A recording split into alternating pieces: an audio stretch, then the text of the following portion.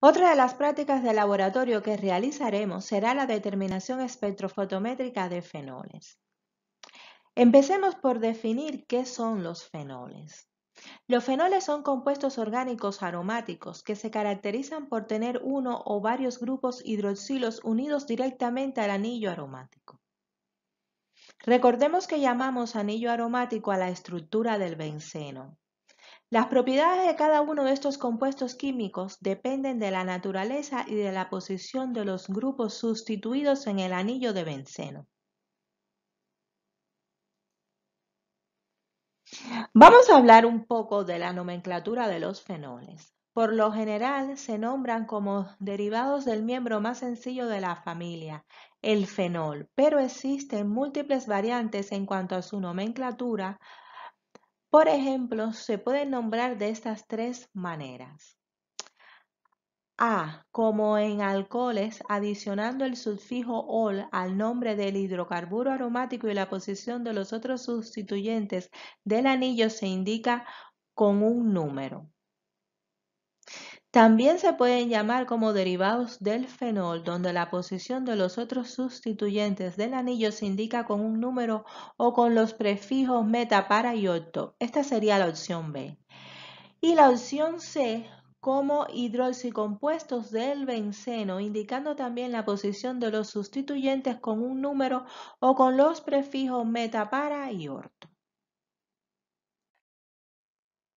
Veamos algunos ejemplos de cómo nombrar a los derivados de fenoles empleando estas tres opciones de nomenclatura, la A, la B y la C. En un primer ejemplo tenemos en la opción A, en este caso sería 1,2 benzenodiol, B, ortohidroxifenol, C, ortodihidroxibenceno. Veamos otro ejemplo. En A sería 4-etil-3-metil-1-benzenol, en B 4-etil-3-metilfenol, en C 4-etil-3-metil-1-hidroxibenceno. Un tercer ejemplo para ya acabar sería en A 4-etil-1,3-benzenodiol, en B 4-etil-metahidroxifenol, en C 4-etil-metadihidroxibenceno.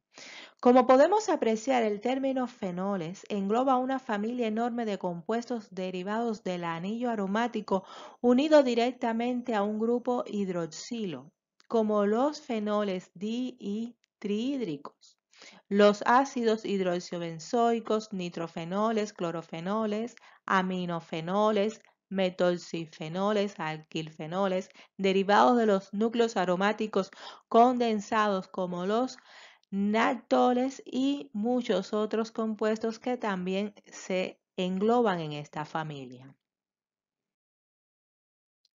Los fenoles se encuentran en la naturaleza, tanto en forma de minerales como el alquitrán de hulla, en plantas como la corteza del sauce, tomillo, anís, el clavo o como productos de la actividad agrícola e industrial del hombre. Los fenoles también son producidos y excretados por los animales y el hombre. La mayoría de los fenoles que hay en la naturaleza son de origen sintético propiciado por la intervención de la actividad humana.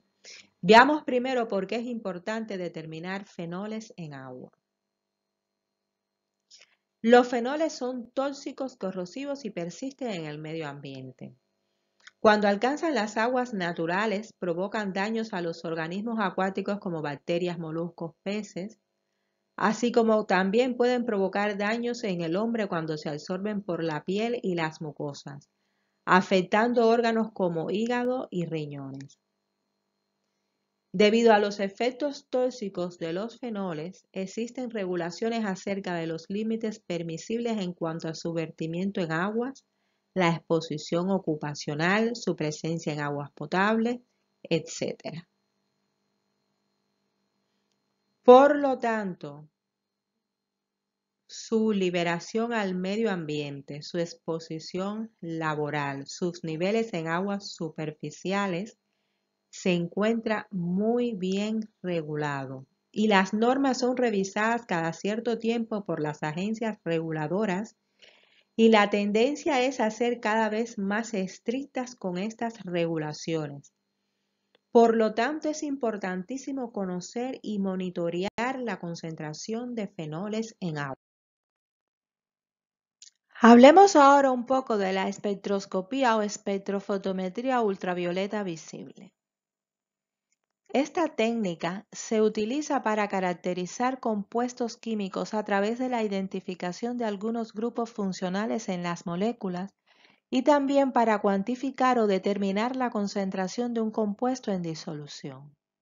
Se suele hablar de espectroscopía cuando la técnica se emplea en la caracterización estructural de grupos funcionales de un compuesto y de espectrofotometría cuando se utiliza para detectar y cuantificar un compuesto en disolución. La espectroscopía se fundamenta en la capacidad que tienen las moléculas de absorber radiaciones electromagnéticas en las regiones del espectro de luz, ultravioleta cercano, visible e infrarrojo cercano. Vean en este diagrama un esquema del espectro de luz en el que trabaja la espectroscopía ultravioleta visible. La mayoría de los espectrofotómetros modernos tienen lámparas de luz que emiten en la región de absorción molecular entre los 200 y 900 nanómetros de longitud de onda, y en el caso de los colorímetros, que como su nombre lo indica, solo cubren el área correspondiente al espectro visible.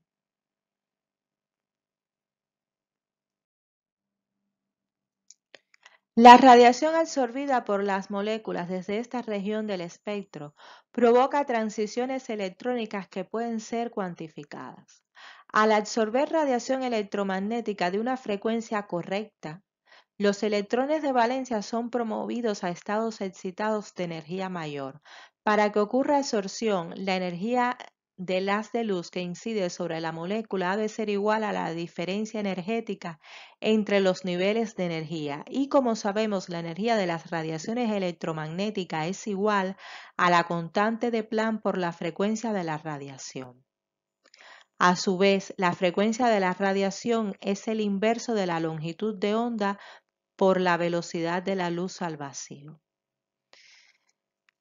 Las longitudes de onda de las radiaciones que una molécula puede absorber y la eficiencia con la que se absorben dependen de la estructura atómica y de las condiciones del medio, pH, temperatura, fuerza iónica constante dieléctrica, por lo que dicha técnica constituye un valioso instrumento para la determinación y caracterización de moléculas.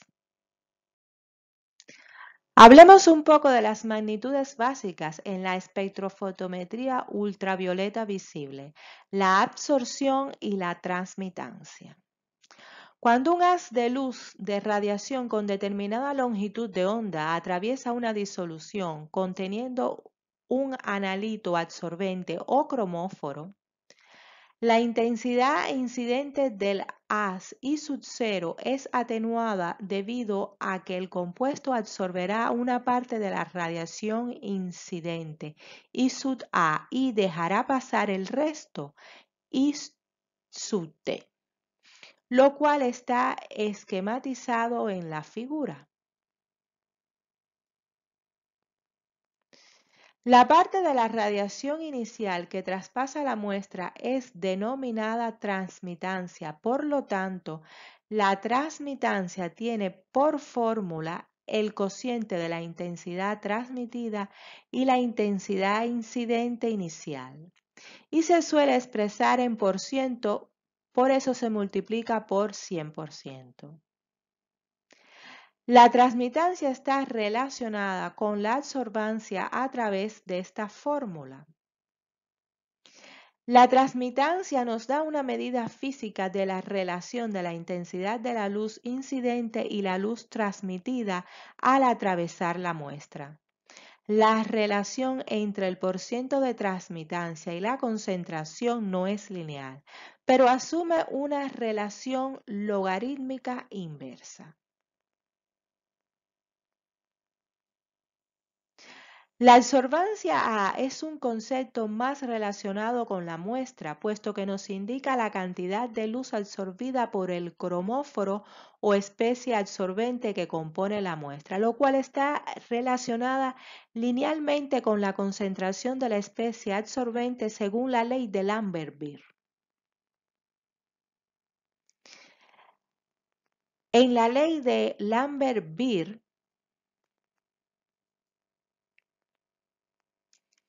siendo épsilon el coeficiente de absortividad molar o coeficiente de extinción molar y se expresa en litros entre mol por centímetro. L es el camino óptico que viene siendo la longitud de la cubeta donde se introduce la muestra, se expresa siempre en centímetros, y C, pues C es la concentración molar de la especie absorbente y se expresa en mol por litro. Y A es la absorbancia y es adimensional. La absorbancia de una solución es directamente proporcional a su concentración. A mayor número de moléculas, mayor intensidad de la luz con ella. También depende de la distancia que recorre la luz por la solución. A igual concentración, cuanto mayor distancia recorre la luz por la muestra, más moléculas se encontrará y por lo tanto depende del coeficiente de extinción molar que es específica de cada cromóforo. Es importante destacar que la ley de Lambert-Beer se cumple para disoluciones diluidas para valores de concentraciones altos e varía con la concentración. Cuando hablamos estamos hablando del coeficiente de extinción molar que varía con la concentración cuando es muy alta, debido a fenómenos de dispersión de la luz, aglomeración de moléculas, cambios del medio, etc. Instrumental para la medición de la absorción de luz, el espectrofotómetro. El equipo empleado para medir la absorción de la luz en las moléculas se llama espectrofotómetro. En ocasiones, cuando estos equipos solo permiten medir absorciones de luz en el espectro visible, se les llama colorímetros. La figura se esquematiza la forma más sencilla y la instrumentación básica imprescindible en un espectrofotómetro.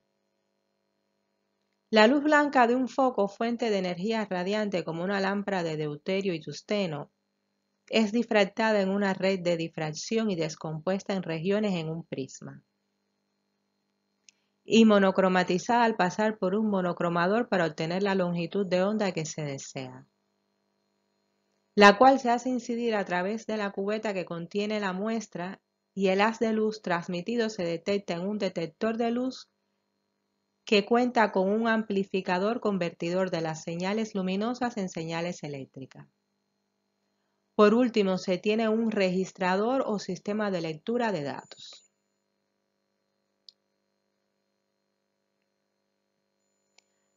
Actualmente este instrumental se ha modernizado y desarrollado muchísimo para ganar en sensibilidad y satisfacer las distintas necesidades de análisis, teniendo múltiples diseños, en especial con la incorporación de ordenadores para el análisis de datos.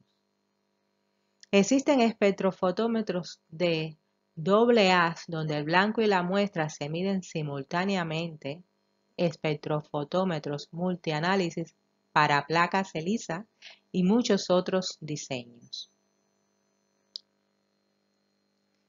Por último, les he colocado un modelo de cubetas de cuarzo, aunque pueden ser de vidrio o plástico transparente. Pero para medir en la región ultravioleta se deben usar las de cuarzo o sílice fundido, porque el vidrio no transmite la radiación ultravioleta. Ahora que ya sabemos cuáles son los compuestos orgánicos llamados fenoles, sabemos los fundamentos teóricos de la espectroscopía de absorción y un poco acerca del instrumental para medirla, el espectrofotómetro. Adentrémonos entonces en lo que realizaremos en nuestra práctica de laboratorio. Como bien dice el título de esta práctica, vamos a determinar fenoles totales y lo haremos a través de un método espectrofotométrico. Para ello, los fenoles se harán reaccionar con la 4-aminoantipirina para formar el compuesto coloreado de antipirina, que es un cromóforo que presenta un coeficiente de extinción molar elevado y se puede determinar a longitud de onda de 460 más menos 10 nanómetros.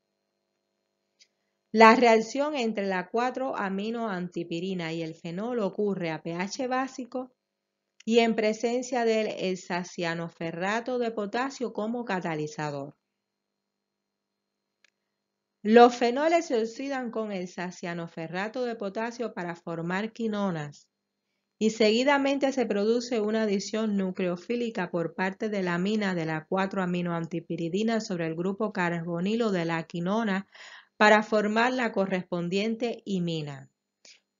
Lo que se forma es un compuesto de color rojizo de antipirina que absorbe en las condiciones de nuestra práctica a unos 460 nanómetros.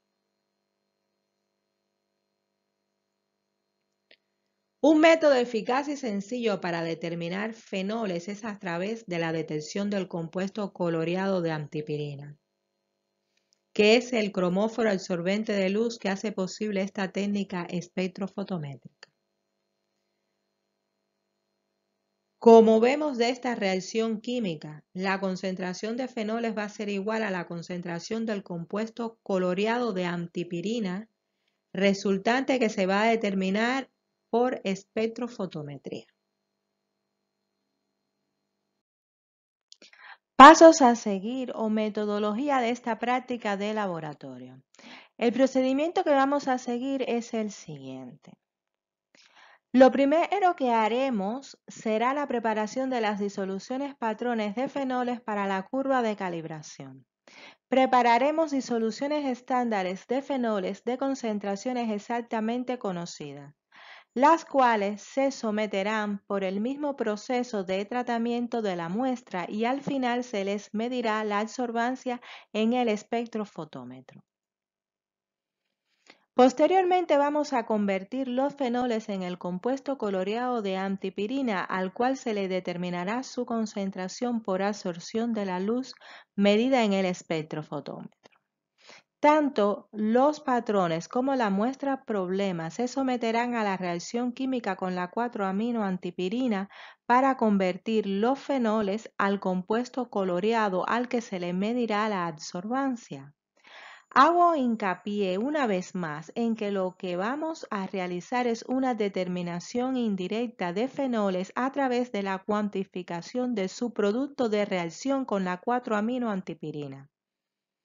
Esto es posible porque se trata de una reacción única, irreversible y con estequiometría bien definida 1-1.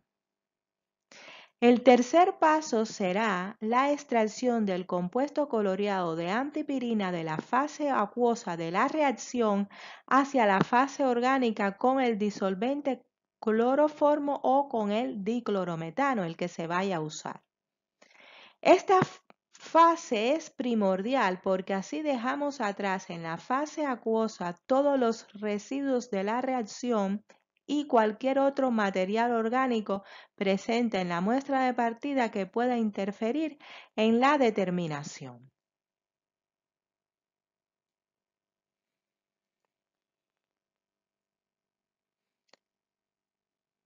En un cuarto paso, vamos a determinar la longitud de onda de trabajo empleando la solución patrón de mayor concentración en fenol y en consecuencia del compuesto coloreado.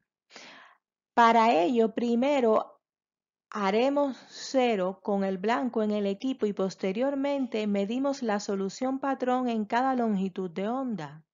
Cada vez que hacemos el cambio manual de longitud de onda, volvemos a hacer 0 en el equipo.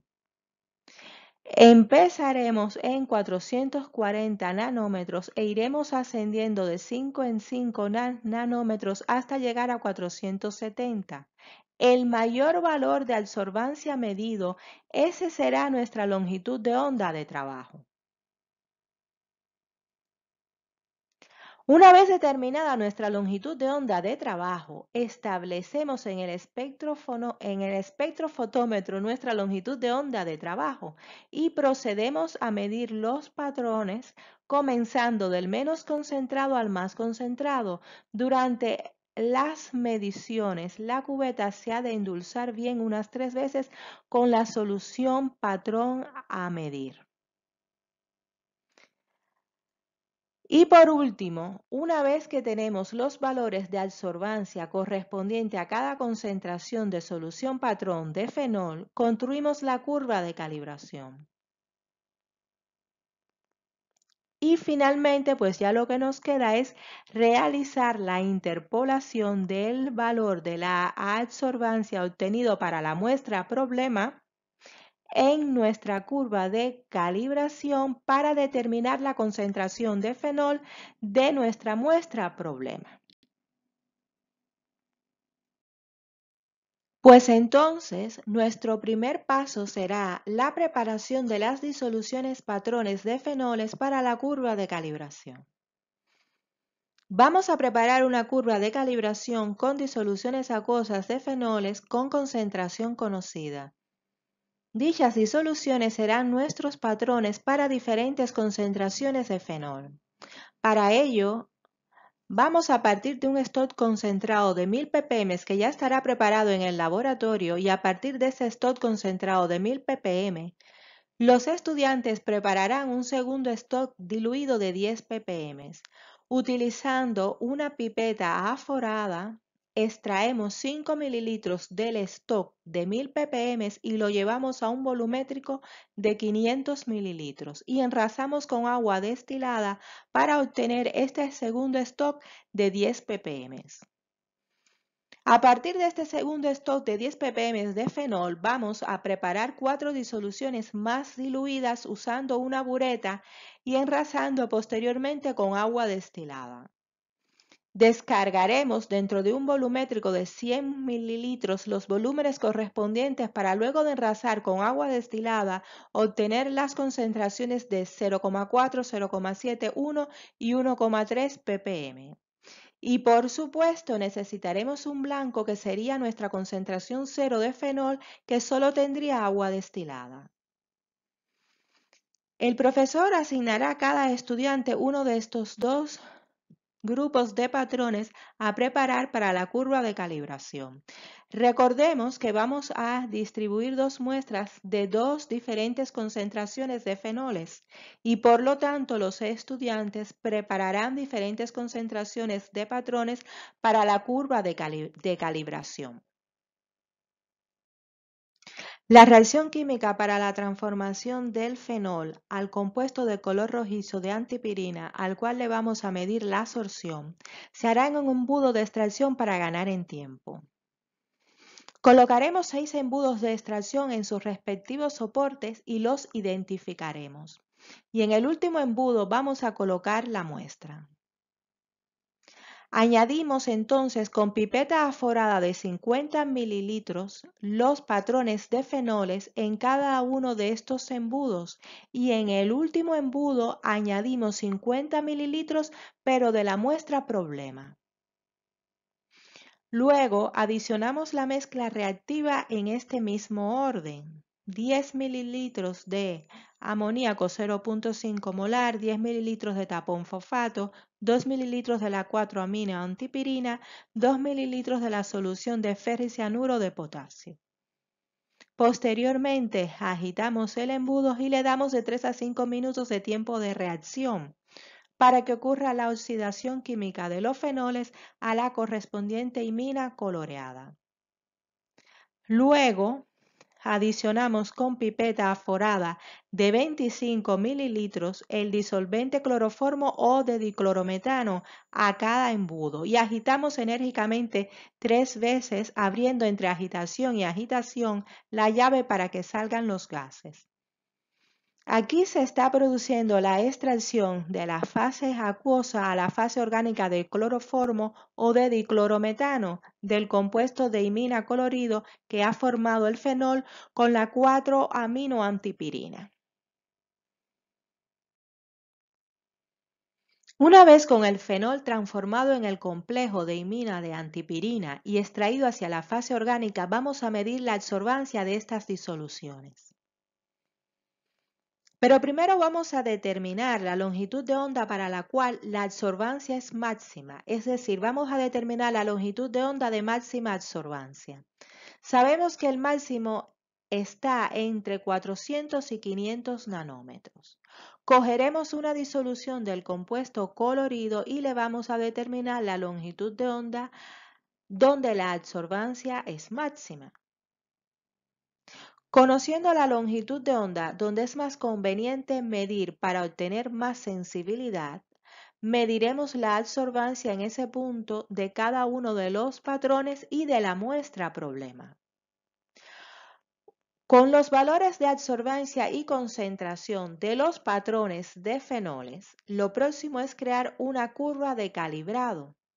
Ajustamos los puntos por el método de los mínimos cuadrados y entonces interpolamos el valor de la absorción de la muestra problema para encontrar su correspondiente valor de concentración.